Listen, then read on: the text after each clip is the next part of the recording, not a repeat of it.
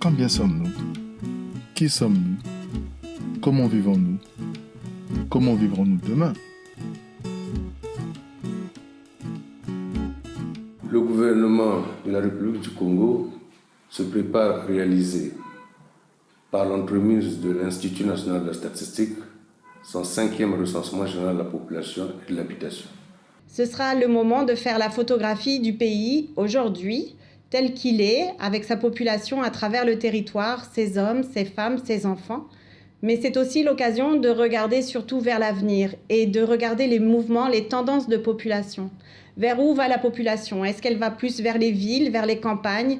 Est-ce qu'elle est jeune, âgée? Quels sont les besoins de cette population? Nous qui sommes des partenaires techniques et financiers, nous avons aussi des objectifs à travers lesquels nous appuyons les pays.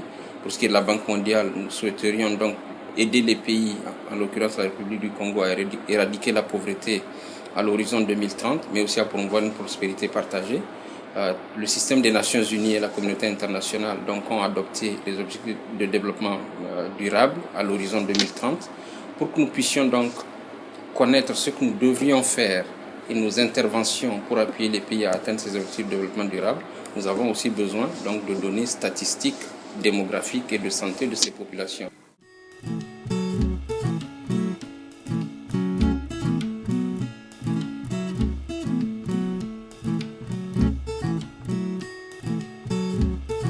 Donc, le recensement général de la population, c'est aussi un grand moment pour s'assurer que l'on ne laisse personne de côté, que l'on compte chaque citoyen, chaque citoyenne et que l'on sait où il est et quels sont ses besoins.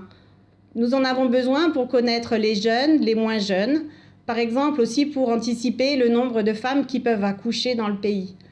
Le recensement est très nécessaire pour tout le monde parce que ça nous permet de connaître le nombre de naissances, ça permet d'anticiper le nombre de sages-femmes à former et leur répartition sur le territoire national, le nombre d'établissements de santé à faire fonctionner et tous les services publics dont le bébé aura besoin tout au long de sa vie. Si nous savons combien il y a de parcelles et de maisons dans notre quartier, nous allons pouvoir proposer notre service et développer notre activité. Le recensement, c'est très important pour nos emplois.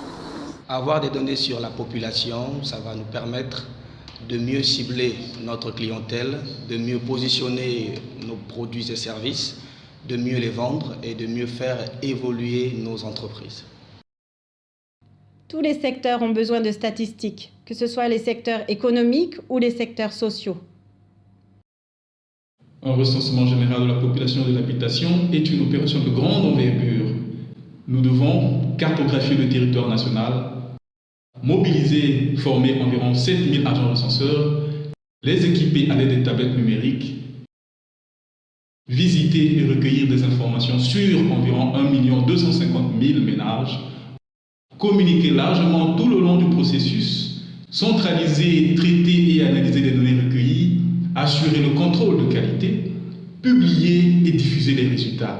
Bref, il nous faut mobiliser d'importantes ressources humaines, matérielles et financières. Les ressources qui seront engagées dans le cadre de ce recensement vont nous générer des produits importants. En dehors de la base de données qui sera disponible, comme vous le savez, le recensement a un caractère tout à fait exhaustif.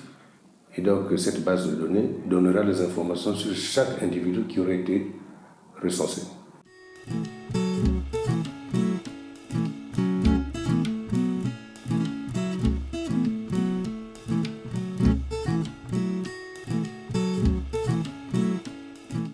Ce recensement général de la population, donc, il est fondamental pour permettre aux décideurs politiques, aux partenaires techniques et financiers d'avoir des données qui permettent de guider leurs interventions pour que les objectifs donc, assignés puissent être atteints et que les interventions soient plus ciblées. Les données qui vont être tirées de ce recensement vont être absolument indispensables pour le pays.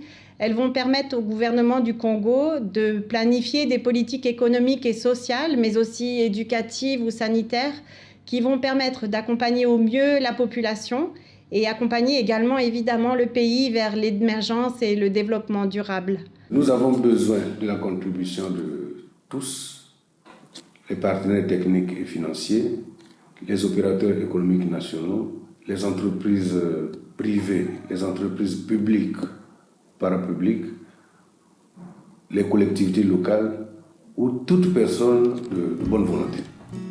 Parce que chacun compte, œuvrons tous ensemble pour la pleine réussite de ce 5e recensement général de la population et de l'habitation en République du Congo.